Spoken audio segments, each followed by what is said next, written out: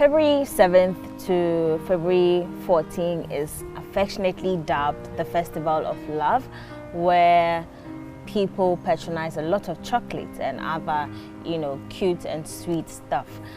Today, we are at MansaGold to find out how they are cashing in during this festive period and what they do here, and to teach us how chocolate is being made. Yes, indeed. Hi. Hi. Welcome to Food Chain. Thank you. You are pretty young. Yes. And a lady. Yes. Doing a business. Yes. How's it like? How? I mean, for now, we are a small cottage to small sized company, so it's been quite manageable, producing this product and then also selling it, marketing it at our level. And when we obviously look in the future down at scalability, then we're going to have a lot more discussions surrounding pulling in other experienced personnel to ensure that we are building the company right. But so far, things are going well. Yes, it's been good. MansaGold is 2 years? Or yes, getting to 3 years now. Machines came in 2020, but we didn't officially start selling and producing in early 2021. So 2 years. Cool. And has it been accepted on the Ghanaian market? Yes, to a certain extent. We are having some level of success with the Ghanaian market. However, our product is slightly more high-end than other chocolate companies out there.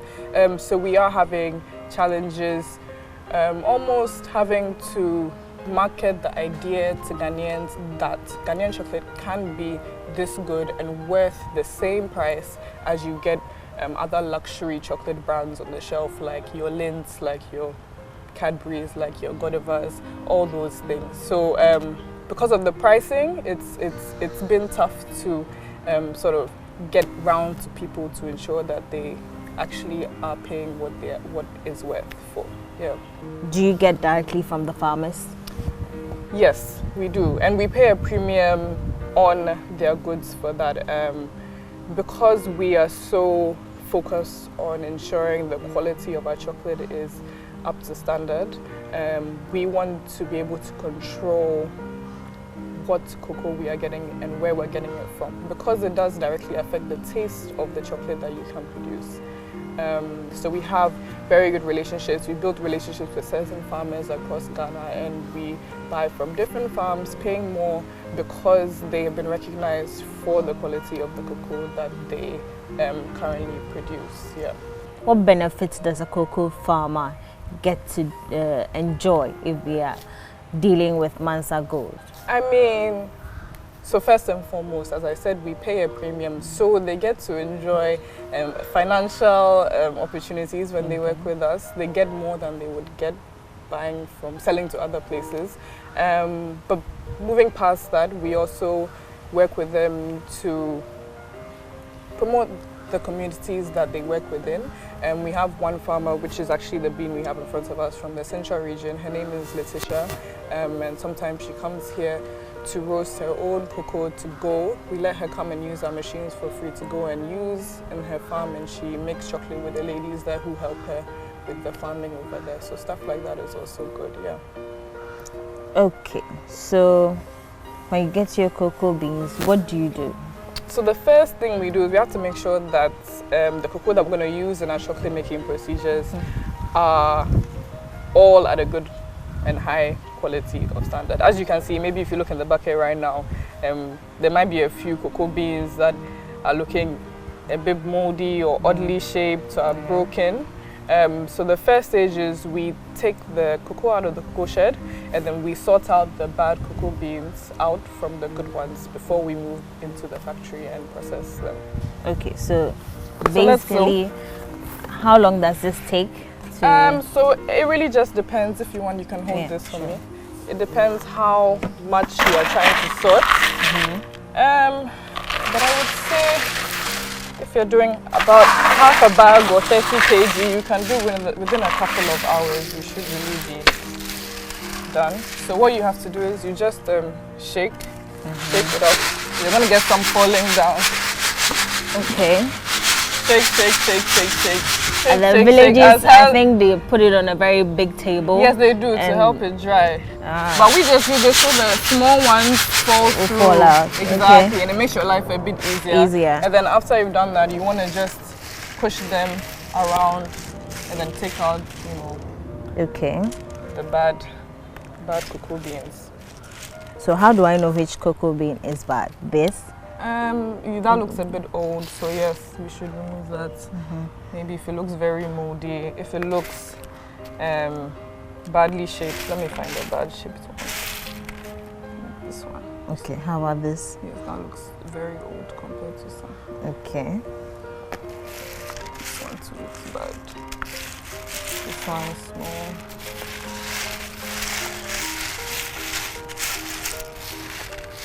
So in a day, how much do you produce? How much ton? So it depends on whether we're operating at high capacity or not. If we are operating at high capacity, we could probably do at least, let's say, 1,000 chocolate bars a day.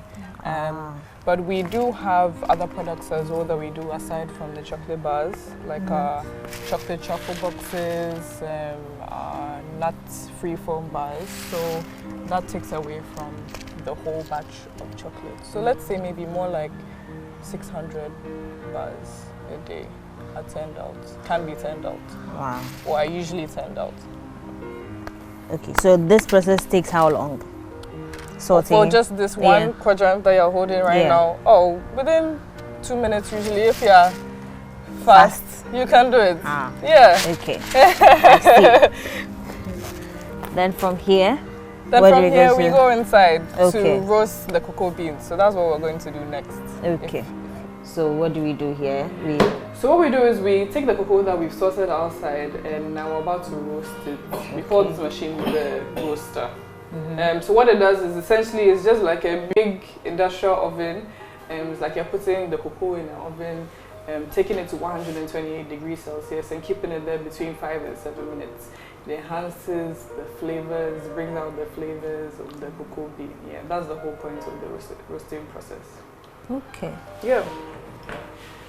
So actually with roasting machines, you can do other goods. You can roast other goods as well. So we have people who come here, they roast coffee as well. And we can roast some of the nuts that we use in our chocolate production can be roasted in this machine as well. Yeah. Is there at a charge? Yes, but a very low one.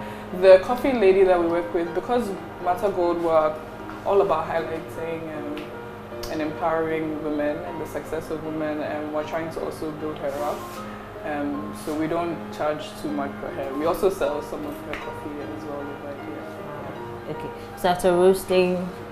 So after roasting, which only takes about 20 minutes by the way, you can do 4 kg per cycle. So imagine if you have a whole stack of cocoa, maybe I'll be here the whole day for like 6 hours just doing cycle after cycle after cycle. Once I've done maybe 2 big buckets, we put it in this machine which is called the winnower. Okay. So winnowing is a process in chocolate making where you'll see maybe later when we're done with this batch, the cocoa bean after it's been roasted has a crispy outer shell which has to be removed. So this machine luckily does all of that for us. We don't have to hand remove each cocoa bean. So we pour it in that top over there and then it shoots out down here. Yes, we get our cocoa nibs. I don't know if you know what cocoa nibs are. Well, the ones out from the husk. Yes, so after the husk you have the cocoa meat that's been roasted. It's just the broken up cocoa meat that's roasted. People like putting on their porridge. Maybe it's 100% chocolate, so it depends if you like dark chocolate. What about this? And then after we've extracted the cocoa nibs, we pass it through this machine which is called a grinder. What it does is, as it says, it grinds the nibs down into a paste. Powder. A paste, yes, a paste. So in that paste, you also have your cocoa butter involved in there. So maybe you have certain companies who produce cocoa butter, and for that they'll have a special machine which presses the oil out of the cocoa paste. But we don't do that. Any challenges aside, importation taxes or machinery, any other challenges you faced along the value chain? Along the value chain, I would say just going back to the whole marketability of the product and the pricing of the product and how it's competing with foreign chocolate brands.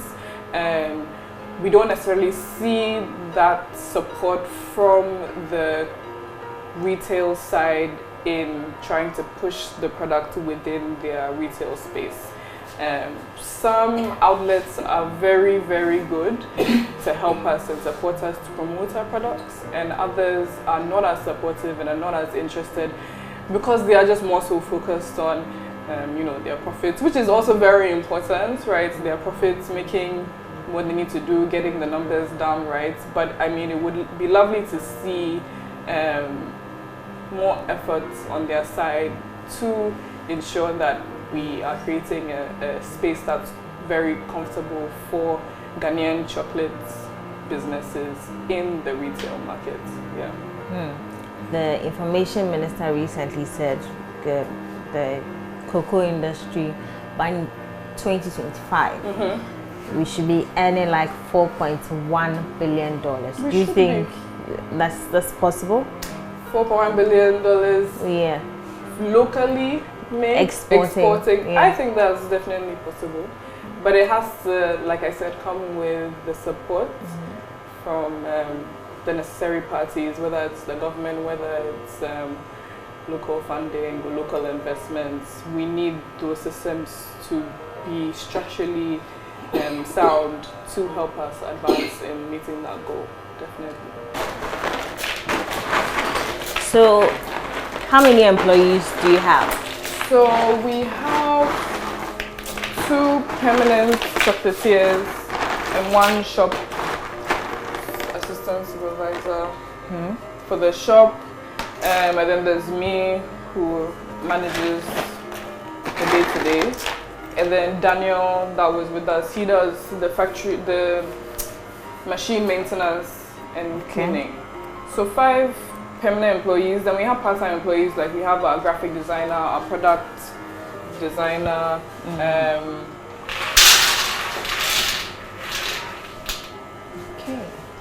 and then sometimes we have more employees joining us, or I don't know why I asked joining us over very peak periods like Christmas, Valentine's, Easter.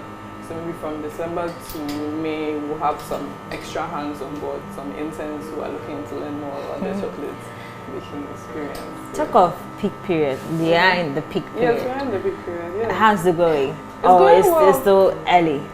It's definitely not early. Okay. And we've been, so I think right now we're almost done with some of the orders, but we've been very busy with a number of big orders for a couple of corporate companies who maybe want to give some stuff to their employees, and then we also have a number of events we're doing over the course of the week that we need to prepare and make sure we have products ready to sell and sample as well. Yeah, so are you thinking of taking advantage of the chocolate city? Yes, so we'll be at the chocolate city. It starts Saturday. We'll be there selling, and we'll also be at this fair called the Mint Club Fair in Airport, selling there as well. Then we have so the chocolate city is from Saturday to Tuesday, Valentine's Day, yes. So let's put this on.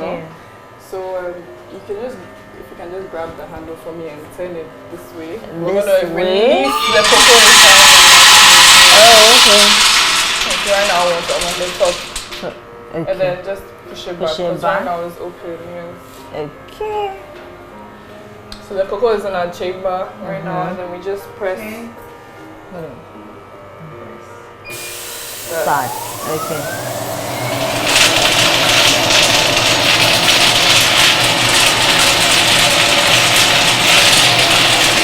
That's like that. So where does it come out? It will come out of here after, so it takes about 5, there's 4 different stages, so in total about 22 minutes. Okay. And then the last stage will shoot out. So right now you can see the temperature of the cocoa bean climbing up. So our aim is to get it to about 130 by, let's say, stage 2. And then maintain it until the end.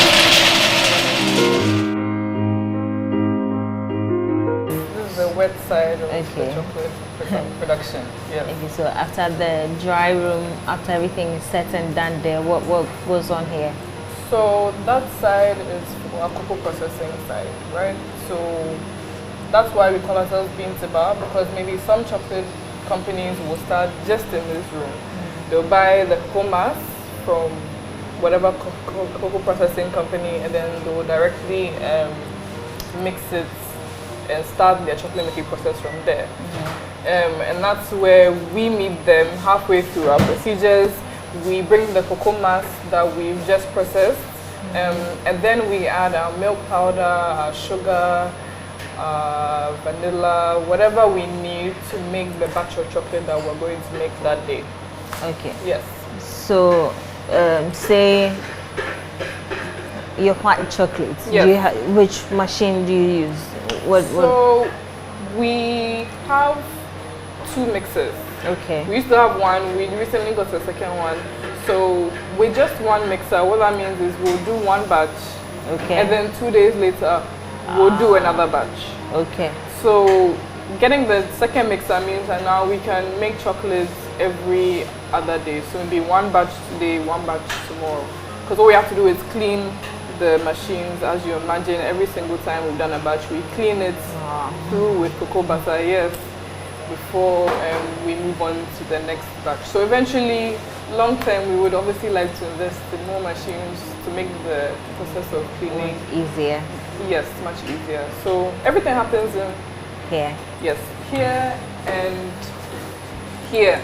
So this is the new one we just got. Oh, it's much bigger. Okay. This is the one we had before. So usually the mixing process takes 1 hour, not too long. We're just aiming to get rid of any lumps you might have in the milk powder or the icing sugar before we then transfer it over to this machine over here. Okay. So this machine is called the conch. I don't know if you've heard of a conch. Conch. A conch, yes. Okay. So like the mixer, we recently got a second conch. This is a bigger bigger one, yes. But before we only had this one. Okay. And the conch is actually the limiting factor in chocolate making procedures, because to get that fine, high level quality chocolate smooth taste that is, you know, staple for the lints and the Toblerones, your conching time needs to be long. The longer you conch, the better your chocolate is going to be. So how do you conch, or that? How long do you conch, or that's your trade secret? I don't want to give you the exact figure. It'll spoil all our procedures, but usually we try and conch for at least 2 days. 2 days? Continuously through the day, through the night. This machine doesn't stop. It just turns the chocolate round and round. It releases the cocoa butter flavor and dims the bitterness of the chocolate. Yeah, it makes it nice and smooth. I can see chocolate dripping. Yes, chocolate dripping. So this is the last stage. The last stage of the chocolate making process. So after this has turned for about 2 days, we come to this machine which is called the tempera.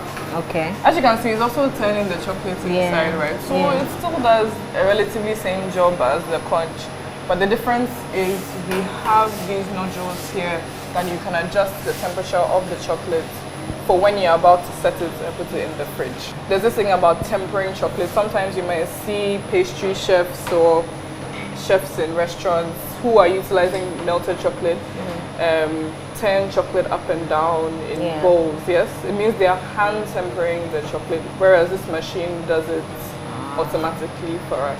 But the whole point in the temperature is because of the finishing of the chocolate, right? Okay. Setting it at that particular temperature ensures that the chocolate you produce has a nice shine to it. It's not brittle. It snaps very nicely when you break it. You notice if you just have the chocolate out and you leave it, it will look very dull and not nice, and it's not very appealing. So that's the whole. So after this? After this, we put it in the fridge. Yeah? Yes. On this table? Yes. What do we do? Over here is where the packaging is done. So, so if you look at Gina right now, she is preparing a Valentine's Afi box. So we have chocolate bars, which you just saw. So they package that on the table. Then we also have our chocolate boxes as well. So those, you know, are more special because we have added flavors to them.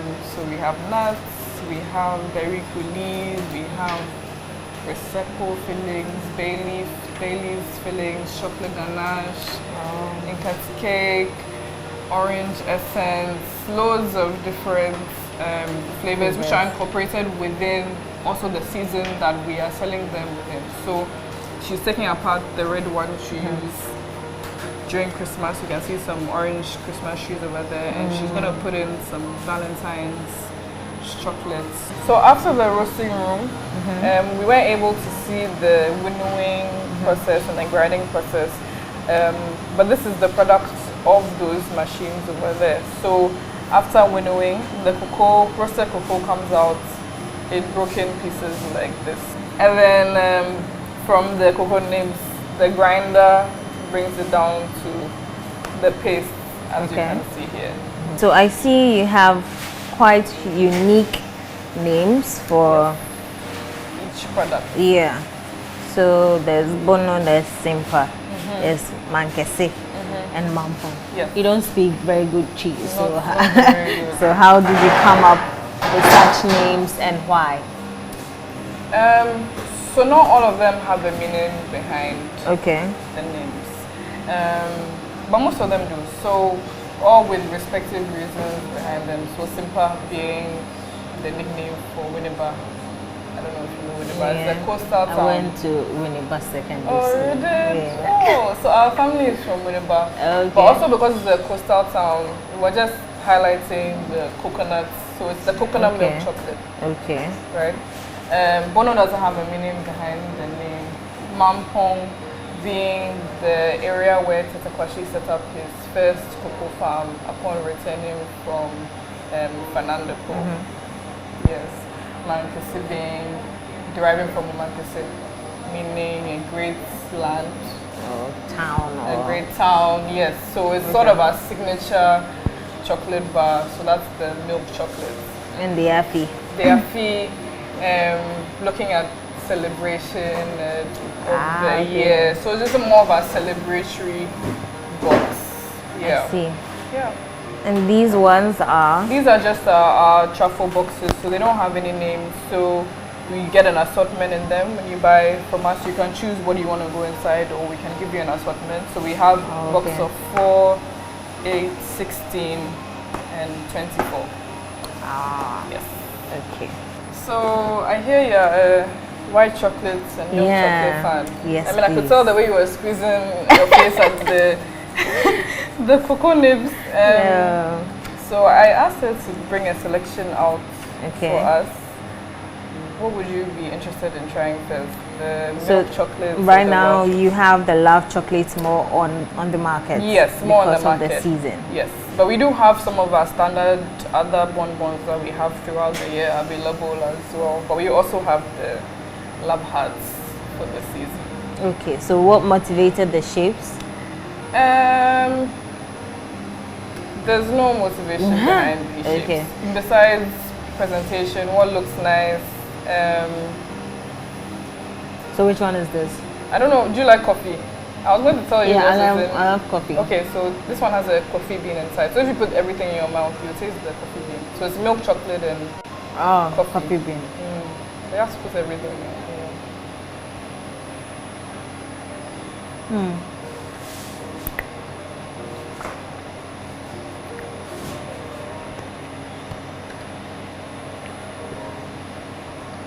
Okay. You taste it now. You see, so there's a coffee bean there. Once you bite it down.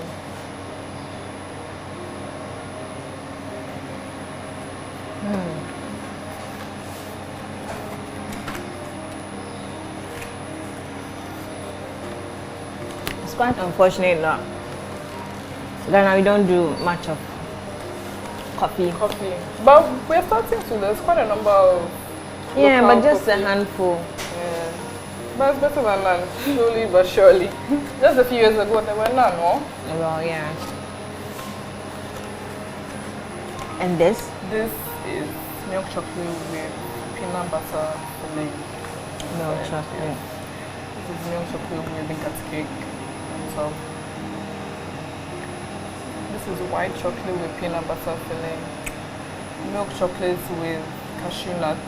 So soon we'll be coming out with chocolate bars which have some nuts inside as well. So this is one of our Valentine's specials. Don't worry if you want it. It's white chocolate with hibiscus infused in it.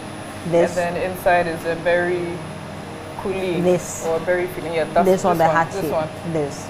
The heart one is dark chocolate.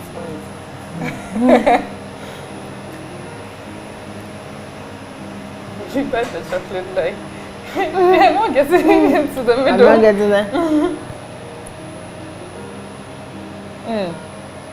Okay.